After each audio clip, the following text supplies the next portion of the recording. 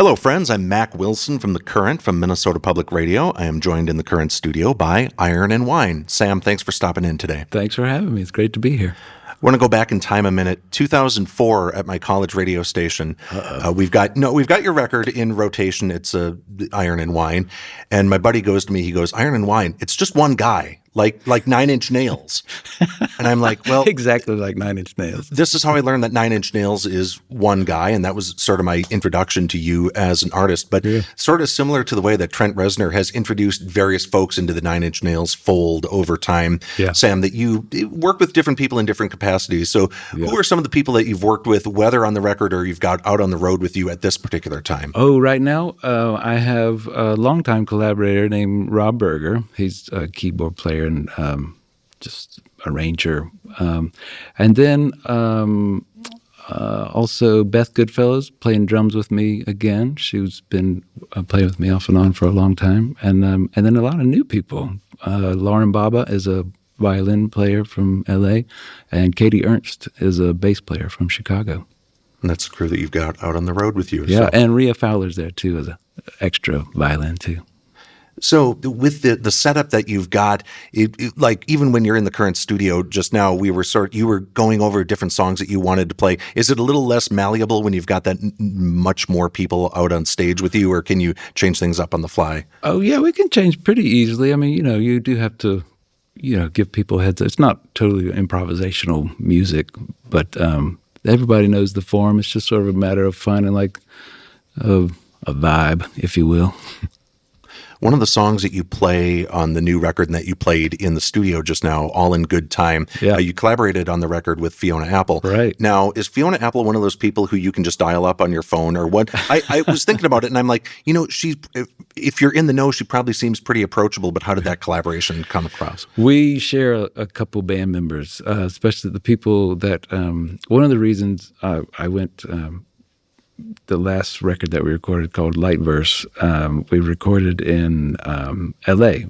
At a friend, Dave Way, his house. He has a studio called The Way Station. And Fiona and her band had recorded the last couple records there, and the guys that we share in common in our bands, they were like, man, you got to go to Dave's place. And turns out they were right. It was really great. So one of the reasons that I was there was because they had been recording there. And so it was kind of a family affair. That's got to be nice to have a last name that you can work in as a pun to your recording studio. Like that's one in a million. What's your last name? Wilson. Oh, man. But the first name is Mac, like the burger. So I think that you could probably do that. You got a lot of options. One of the funny things, there's a road here in town called Beam Avenue. So I was thinking about you, like driving home. I'm like, this is a sign for the session that we're going to do. This is going to be great. It's totally a sign. Cool. One of the songs on the record the first one that we played is called You Never Know. And that just as a simple saying, it's sort of like a mantra over the last couple of years. Like you truly don't know what any one day is going to bring. You never know. That's good. I felt like that's a really good way to ease into the record and the first one to hear from. Did you have a similar experience when you were putting that song together? Yeah, I mean, I didn't really have an idea what song was going to be first in the sequence when you're making them, but, it has a nice, just sort of easing into it. I thought that was appropriate for this. Some records you like to have a loud punch in the face at the beginning. This one seemed like more of a warm handshake, like, let's all sit down and take a listen. What was the last? Okay, so I might be wrong when I'm saying this, so I'm sort of thinking out loud. But what was the last time you played in town? Was it with Calexico back in 2019? I think so. Yeah, that would have been the last time. We live streamed that one. I think it was at the Palace Theater, where we had a live stream of it, where I was able to sit at home and watch the whole thing. So that was cool. So cool. Did you do any similar live streams of that over the last couple of years during the COVID-19 pandemic? I didn't really do any of that. I kind of hibernated away. I hermited myself away and worked on. I was having trouble writing. My creative stuff doesn't come from chaos, unlike most artists. And so I worked on other stuff. I worked on paintings and I played a lot of guitar, but just sort of put the songwriting stuff away. And I enjoyed other people doing it. I'm not sure. I just felt a little selfish and kind of enjoyed it. Were there any good ones that you tuned into that you remember? Yeah, that's a good question.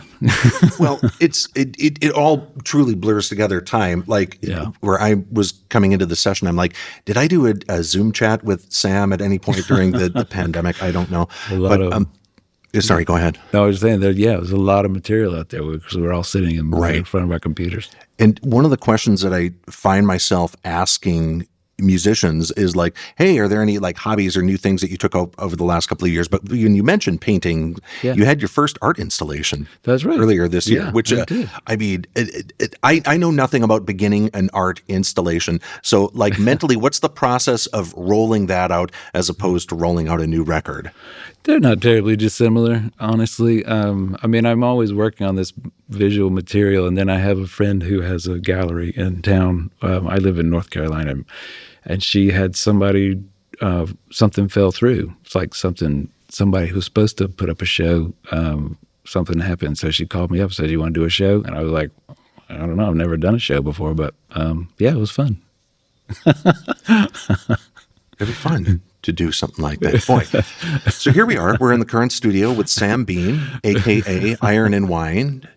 Is that still something where you're like, okay, Sam Beam and Iron and Wine, it's the same sort of thing, but there's, who is the musician that it's coming off? It's Sturgill Simpson. Yeah.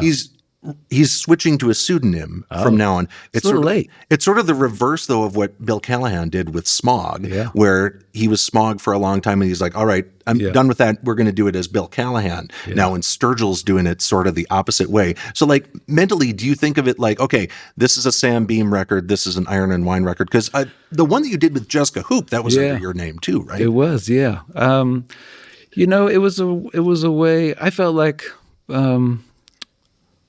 it was just a way to sort of make that project a little unique, where it was just me writing instead of like a musical project. You know, she was using her name, so I was like, fuck it, I'll use my name. Oh, sorry, I'm not supposed to say that. It's all right. We'll make it work. Like the magic of radio. We'll. We have the technology. Wow. But yeah, I mean, I originally, you know, the idea was to have a sort of a theatrical mask on. You know, where you didn't have to, I mean, most of my songs, they have autobiographical elements, but they're not like diary entries by any means. And so it's a nice way to, because I think, you know, a lot of people just think because you wrote this thing, that's exactly how you feel, or some, you know, snapshot in your life. And it's also, it just looks better on a marquee.